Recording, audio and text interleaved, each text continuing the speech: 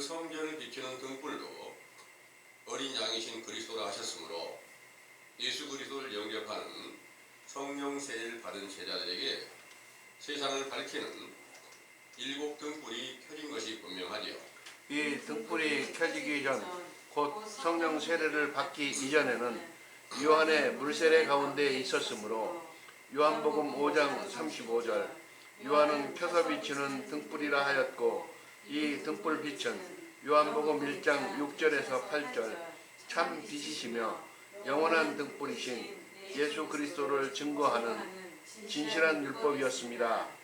그런데 이러한 등불은 켜질 때가 있고 꺼질 때가 있는데 잠언 13장 9절 의인의 빛은 환하게 빛나고 악인에게는 꺼진다 하셨으며 예레미야 25장 10절에서 11절 이스라엘 백성이 범죄하여 바벨론의 포로가 되었을 때는 등불빛이 끊겨지게 된다는 말씀에 따라 그리스도의 신실한 제자들에게 켜져 있던 말씀의 등불빛이 하나님의 일곱인을 떼어 심판하시는 날에 요한계시록 18장 23절 바벨론이라는 이름을 가진 음료로 인하여 미혹된 자들에게 제자들의 육체가 물살을 당한 때부터 끊겨지게 되었죠.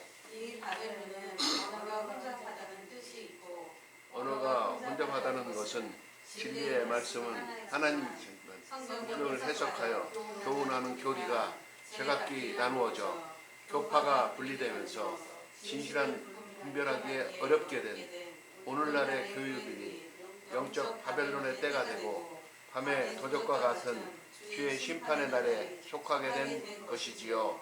이러한 때는 그리스도의 신실한 제자들이 기원 200년에 300년경에 죽임을 당한 후부터 오늘날까지 약 1800년 동안 말씀의 등불빛이 꺼져 있는 동안에 하나님께서 바벨론에게 권세를 주어 세상에서 거짓된 복음이 마치 진실한 복음인 것처럼 전파되게 하셨지만 다시 세상을 새롭게 하시려고 감남으로 돌아온 우리들에게 어둠을 밝히는 등불이 되신 예수 그리스도의 복음을 시작하게 하는 세례 요한의 교훈을 켜서 비치는 등불빛으로 진실한 율법을 깨닫고 회개의 세례를 베풀어 주신 것입니다. 그러나 회개에 합당한 입술의 열매를 맺지 못하고 로마서 8장 10절 하나님과 원수가 된 육신의 생각대로 살면 등불이 꺼져 있는 것과 같으므로 마태복음 25장 1절에서 13절 지혜로운 5 처녀와 같이 그릇에 기름을 담아 두듯이 마음 그릇에 온유하고 겸손한 진리의 법을 넉넉히 채우고 요한계시록 21장 23절 등으로 비유한 예수님을 찾으면 만나서 결국은 신랑의 음성을 듣고 혼인잔치에 들어가는 축복을 받는 성령 세례로 세상의 빛과 소금언약 곧 새 언약을 예수 그리스도의 이름으로 자랑하게 될 것을 믿으시기 원합니다. 아멘. 아멘.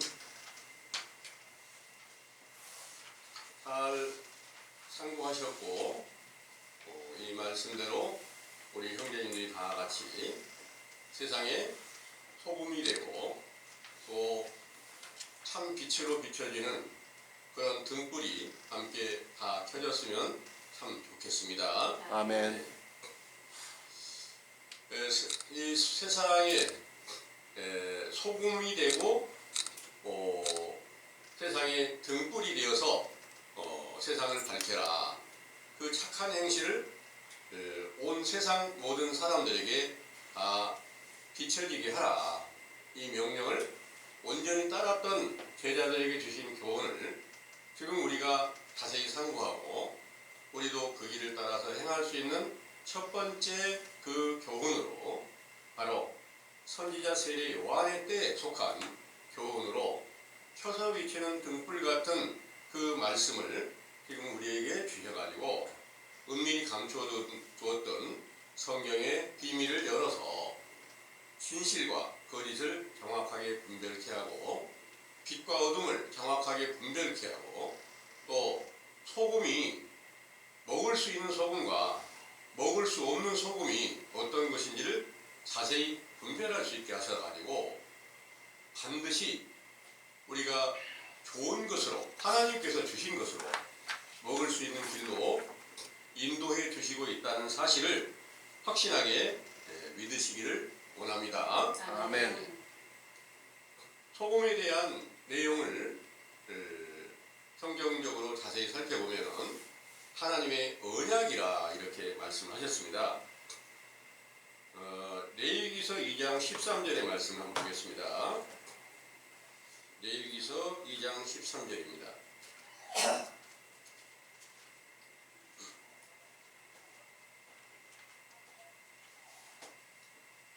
내 모든 소재물에 소금을 지라.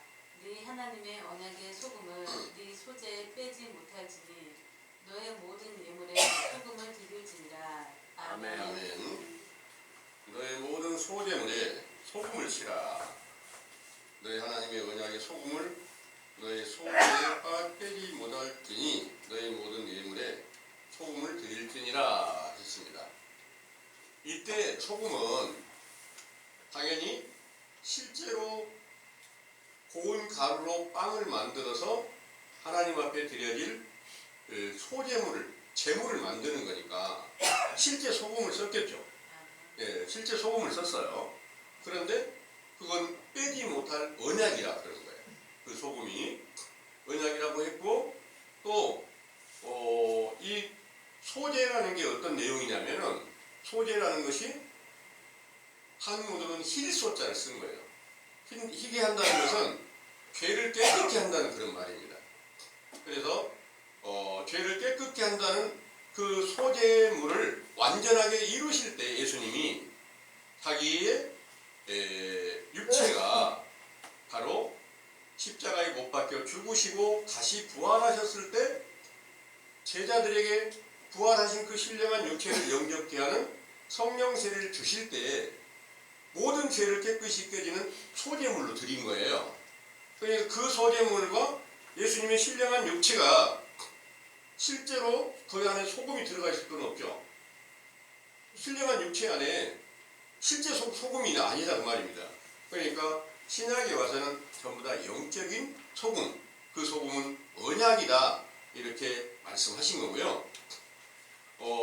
또 민수기 18장 19절의 말씀 한번 보겠습니다. 민수기 18장 19절입니다.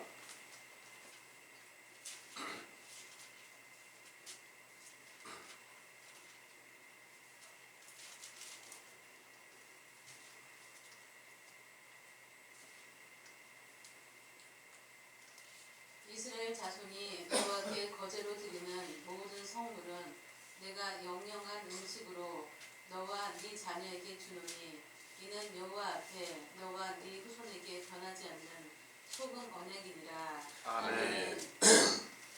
여기에 이스라엘 자손이 거제로 드리는 것이 거제라는 말이 무슨 말이냐면 한문은 들것자를 썼어요.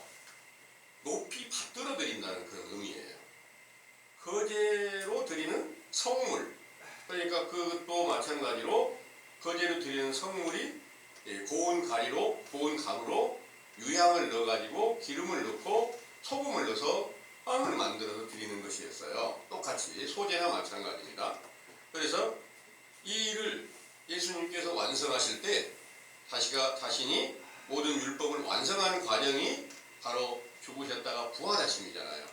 부활하신 신령한 육체가 바로 내가 주는 빵을, 내 살을 먹으면 너희는 영원히 줄이지 않는 생명의 양식을 먹는 거다. 내가 주는 빵은 영원히 줄이지 않는다. 이렇게 말씀하신 것이 소재물도 되고 거제물도 온전하게 다 이루어지게 되는데 그게 바로 소금 언약이다. 이렇게 말씀하신 것을 마음에 두시고요. 이 일을 이루시기 위해서 오신 예수님께서 소금에 대해서 너희는 세상에 소금이 되라 했죠. 그리고 그 소금은 먹지 못할 소금이 있어. 그리고 먹을 수 있는 소금이 있다. 그래서 먹지 못할 소금이 되라는 게 아니라 꼭 먹어야 될, 먹고 생명에 필요한 그런 소금을 너희가 하나님의 언약으로 세우신 예수 그리스도를 영접해서 너희 속에 그리스도의 생명이 나타나서 이로 말미암아 세상 모든 사람들에게 사망의 권세 아래 갇혀 있는 자들을 다시 생명으로 인도해주고 흑암의 권세 아래 갇혀져 있는 자들에게 참 빛으로 인도하라. 그래서 생명을 살려주며 어둠에 속한 자들을 빛으로 인도하라는 그런 명령이었어요. 그리고 마가복음 9장을 한번 보겠습니다. 마가복음 9장에